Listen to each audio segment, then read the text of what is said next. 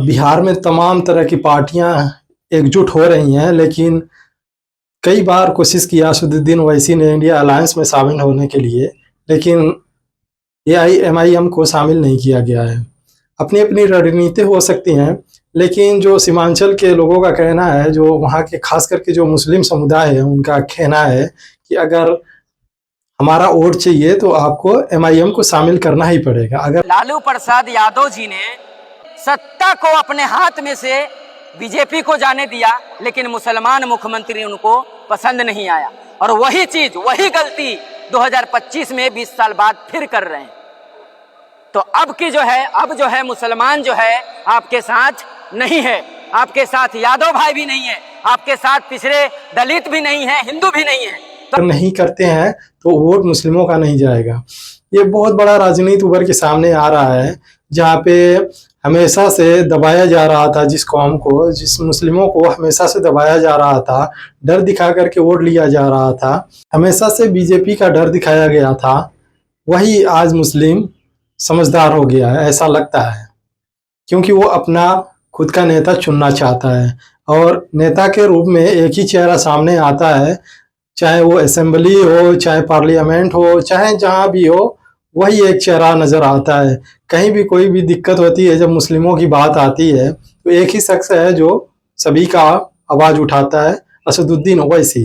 हालांकि असदुद्दीन ओवैसी ने कई बार कोशिश किया कि इंडिया अलायंस में शामिल हो। मैं ये कह रहा हूँ कि 2005 में जो परिस्थिति थी, रामविलास पासवान जी के बगैर हुकूमत नहीं बन सकती थी। उसने प्रस्ताव दिया था कि किसी मुस्लिम चेहरे को मुख्यमंत्री बना दो, मैं समर्थन दे दूंगा। वही परिस्थिति आज 2025 में भी है। अगर एमआईएम का साथ न ले गया तो वोट बिखर जाएंगे और सांप्रदायिक शक्तियों को शिकस्त नहीं दिया जाएगा। हम लोग गठबंधन की हुकूमत बनाना चाहते हैं। ईश्वर करे कि तेजस्वी जी उसके नेता बन जाएं, लेकिन क्या वजह है, ये मुसलमानों का वोट लेना चाहते हैं, लेकिन मुसलमानों को प्रतिनिधित्व में कहीं आगे बढ़ने नहीं देना चाहते हैं। यही वजह है कि पिछले दिनों में हमने जो प्रस्ताव रखा, कई बार तेजस्वी जी ने कहा कि हमने कहाँ सुना है, हमको कहाँ लेटर मिला है। तो मैंने कहा आज गवाह भी रह जाएं आप लोग। गर्चे उस लेटर पर राष्ट्रीय स्तर पर चर्चा किया है हमारे मीडिया के साथियों ने, आज उसके दरवाजे पर आ गए हैं और ढोल बजा के, ताकि गरीबों की आवाज कान तक पहुंच जाए, इसलिए ढोल बजा दिए हैं दरवाजे पर और ये पत्र देने के लिए आए हैं। हम लोगों ने, क्योंकि जहां तक मानना है सभी पार्टियों का, जो अगर एनडीए को छोड़ दिया जाए तो सभी पार्टियां गठबंधन करके ये सोच रही है कि बीजेपी को हराया जाए। लेकिन जब बीजेपी को हराने की बात आ रही है, हालांकि असदुद्दीन ओवैसी भी खुद भी कह रहे हैं कि हम भी बीजेपी को हराना चाहते हैं, लेकिन इसके बावजूद भी उनको शामिल नहीं किया जा रहा है इंडिया अलायंस में। तेजस्वी यादव का कहना है कि हम सभी पार्टियां बिहार में चुनाव लड़ना चाहती हैं। अगर हम ऐसे ही सभी पार्टियों को अगर टिकट देते रहें, अगर इंडिया अलायंस में शामिल करते रहें और टिकट देते रहें, तो हम कहाँ पे जाएंगे। हालांकि उनकी भी बातें कुछ हद तक सही है, लेकिन कहीं ना कहीं सेक्रीफाइस करना पड़ेगा। या तो आप वोट से सेक्रीफाइस करिए, या तो सीटों से, दोनों में से एक को तो करना पड़ेगा। जाहिर बात है, अगर एआईएमआईएम को शामिल नहीं किया जाता है तो जाहिर बात है जो भी मुस्लिम वोट है वो कटेंगे ही कटेंगे, और इसका सीधा फायदा मिलेगा एनडीए को। तेजस्वी यादव के भाई तेज प्रताप यादव हालांकि एमआईएम से गठबंधन के लिए तैयार हो गए हैं। अब जाहिर बात है अगर एआईएमआईएम के साथ में अगर वो जाते हैं तो कुछ यादव वोट को लेकर के ही जाएंगे, ये जाहिर बात है, जिसका सीधे तौर पे देखें तो दूसरी तौर पर भी उनके भाई जो कि आरजेडी में है, उन्हीं का नुकसान होने वाला है। सवाल एआईएम से क्या, अख्तरुल इमाम से क्या, उन्होंने कहा कि हम गठबंधन को तैयार हैं, और इस ट्वीट को असदुद्दीन ओवैसी ने भी ट्वीट किया। वो कह रहे कि हम टीम तेज प्रताप के साथ बातचीत की रास्ते पे जाना चाहते हैं, गठबंधन करना चाहते हैं। इस पे क्या कहिएगा? एआईएम आपसे गठबंधन को तैयार है, तो ये अच्छी बात है। एआईएम को हम तो यही कहेंगे कि आप गठबंधन कीजिए हमारे साथ, और एक नए तरीके से हम लोग बिहार को आगे बढ़ाने में सहयोग करें। जो है अख्तरुल जी, लोग गठबंधन करेंगे तो हम एकदम जरूर लड़ेंगे मिल करके। असदुद्दीन ओवैसी के बारे में कहा जाता है कि कट्टर हैं, ये है वो है। जो कट्टर कोई नहीं होता है, कट्टर लोगों का माइंडसेट खराब हो गया है। सब लोग अब तो छवि उनकी बदल गई है। अपने धर्म को मानते हैं और हम भी अपने धर्म को मानते हैं, तो सब लोग मिलजुल करके एक साथ हम लोग आगे बढ़े हैं, बस यही काम। इधर से मुस्लिम वोट बिटोरने के लिए एमआईएम के चीफ असदुद्दीन ओवैसी आ गए हैं, दूसरी तरफ से उनके भाई हैं जो कि खुद उनकी पार्टी से अलग हो गए हैं, तो जाहिर बात है ये कुछ यादव और दूसरी बिरादरियों का भी वोट कटेगा। कई बार अख्तरुल इमाम भी लेटर लेकर के और खुद भी गाजे बाजे के साथ में पहुंचे थे, लेकिन उनको कोई रिस्पांस नहीं मिला। तो ये आपसी संगठन बना करके एक नया अलायंस तैयार कर रहे हैं, जिसमें छोटी छोटी पार्टियां हो सकता है कि आगे चल करके शामिल हों। लेकिन एक बात देखने को मिल रही है, जहां भी असदुद्दीन ओवैसी जा रहे हैं वहां पे सभी पार्टियां फेल हो जा रही हैं। खास करके जो सीमांचल एरिया है, जो सीमांचल क्षेत्र है, वहां पे मुस्लिम बाहुल्य क्षेत्र है और कुछ जगह ऐसे हैं जहां पे मुस्लिम वोटर्स ही निर्णायक होते हैं। तो जाहिर बात है अगर उन सीटों पे MIM लड़ती है तो जाहिर बात है जो वोट मिलने वाला था RJD इंडिया अलायंस को, वो वोट कट करके सीधा तौर पे MIM में आएगा और इसका भारी नुकसान RJD या इंडिया अलायंस को भुगतना पड़ेगा। हालांकि अब तक मालूम नहीं पड़ा है कि कितने सीटों पर MIM लड़ेगी, लेकिन आमतौर पे बताया जा रहा है कि लगभग 100 सीटों पे लड़ने की तैयारी है।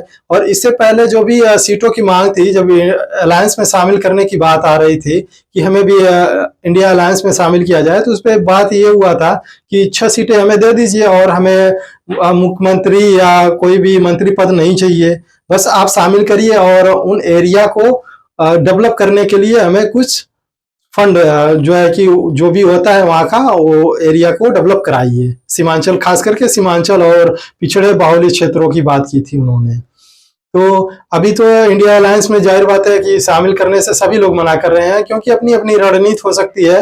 लेकिन ये बातें हैं कि अगर इंडिया अलायंस में MIM शामिल नहीं होती है तो खास तौर पे सबसे ज्यादा किसी को अगर नुकसान पहुंचेगा तो वो RJD और तेजस्वी यादव को पहुंचेगा इसका नुकसान। असदुद्दीन ओवैसी को साथ क्यों नहीं मिला लेती? अगर हम सबको दे देंगे तो हम कहाँ जाएंगे? असदुद्दीन ओवैसी से आपके वोट बैंक पर असर पड़ता है, उनको साथ क्यों नहीं मिला लेती RJD? तो जहाँ लड़े लड़ते रहे, कोई दिक्कत नहीं, वो कहीं भी लड़े कोई दिक्कत नहीं, उनकी अपनी पॉलिटिकल पार्टी है।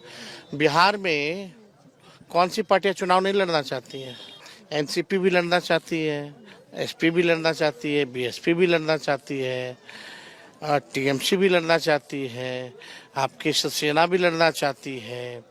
तो हम बिहार में नहीं लड़ेंगे, अगर हम सबको दे देंगे तो हम कहाँ जाएंगे? कितने लोग को अकोमोडेट करोगे? हम नहीं ना जा रहे हैं हैदराबाद चुनाव लड़ने, हम तो नहीं गए महाराष्ट्र चुनाव लड़ने, ना तो हम UP जाते हैं चुनाव लड़ने, ना तो बंगाल चुनाव लड़ रहे हैं।